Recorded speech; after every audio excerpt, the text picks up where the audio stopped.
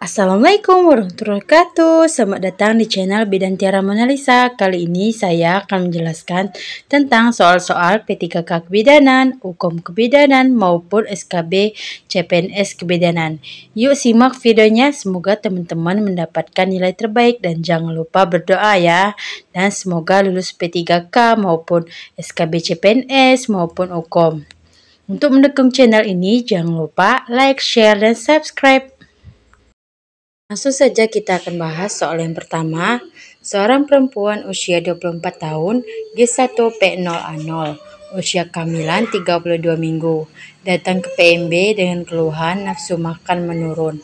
Hasil analisis, mudah lelah, kurang istirahat, dan konsumsi tablet FE tidak teratur. Hasil pemeriksaan, keadaan umum baik, tekanan darah 90/60 mm hidrogenium, nadi 98 kali per menit, pernapasan 20 kali per menit, suhu 36 derajat Celcius, konjungtiva anemis, TFU 24 cm, DJJ 130 kali per menit, HB 10 gram persen. Pertanyaannya, berapakah hasil pemeriksaan palpasi TFU yang ideal pada kasus tersebut?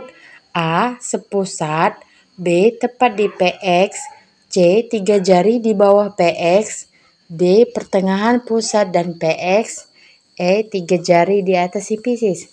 Silakan teman-teman menjawab terlebih dahulu. Di sini kita lihat langsung pertanyaannya, berapakah hasil pemeriksaan palpasi TFU yang ideal pada kasus tersebut? Di sini usia kehamilannya yaitu 32 minggu. Jadi jawabannya adalah D, pertengahan pusat dan PX. Saya jelaskan terlebih dahulu sedikit bahwa usia 12 minggu biasanya 2-3 jari di atas simpisis. Usia kehamilan 16 minggu, pertengahan simpisis dan pusat. Usia 20 minggu, 3 jari di bawah pusat. Sedangkan usia kehamilan 24 minggu sama dengan sepusat. Usia kehamilan 28 minggu, 3 jari di atas pusat. Usia 32 minggu, pertengahan pusat dan PX.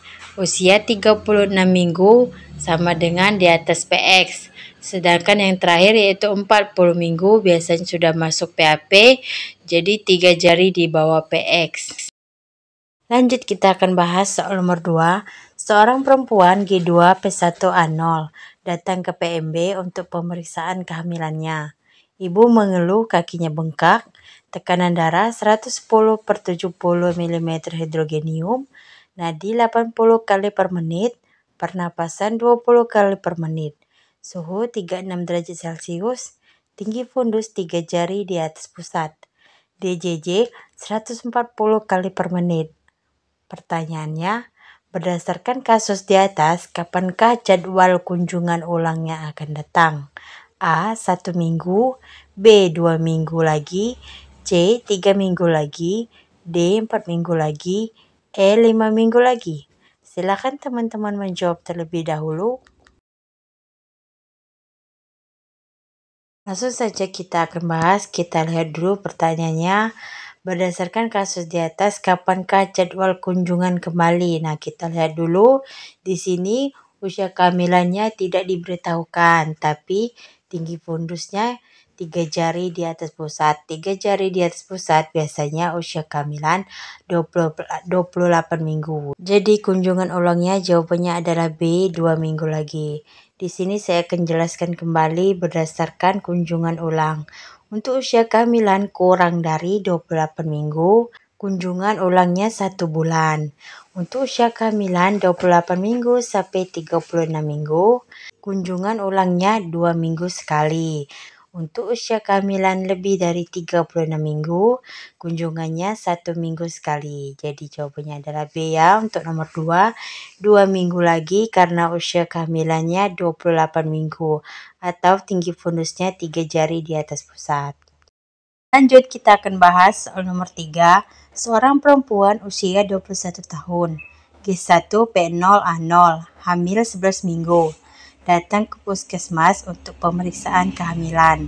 Hasil anamnesis, imunisasi lengkap pada masa bayi, tidak pernah mendapat imunisasi booster. Imunisasi DT kelas 1 dan 3 SD.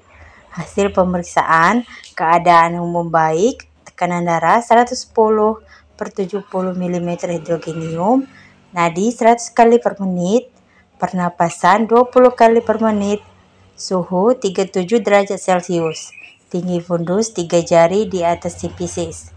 Pertanyaannya, apakah status imunisasi TT pada kasus tersebut? A. 1, B. 2, C. 3, D. 4, E. 5. Silakan teman-teman menjawab terlebih dahulu. Di sini kita akan lihat lagi pertanyaannya, apakah status imunisasi TT pada kasus tersebut? Saya akan jelaskan terlebih dahulu tentang TT. Bayi usia 4-6 bulan yang sudah imunisasi atau sudah lengkap disebut status TT-nya 2. Sedangkan mendapatkan booster DPT HB-HB0 yang pada usia 18 bulan itu status TT-nya 3. Sedangkan imunisasi anak SD kelas 1 disebut dengan TT4. Dan mendapatkan anak SD imunisasi kelas 3 itu disebut TT-nya 5. Di sini kita lihat lagi di soal bahwa pasiennya sedang imunisasi lengkap pada masa bayi, berarti sudah TT2 ya. Namun di sini tidak pernah mendapatkan imunisasi booster. Jadi tidak mendapatkan TT3. Kita lagi di sini dia imunisasi kelas 1 dan 3. Kelas 1 disebut dengan TT3 dan kelas 3 disebut dengan TT4. Jadi jawaban nomor 4 yaitu D4. Sekian dulu ada 3 soal pembahasan tentang P3K, UKOM maupun SKB CPNS. Semoga teman-teman mendapatkan nilai terbaik dan lulus. Amin. Untuk mendukung channel ini jangan lupa like, share, dan subscribe. Terima kasih.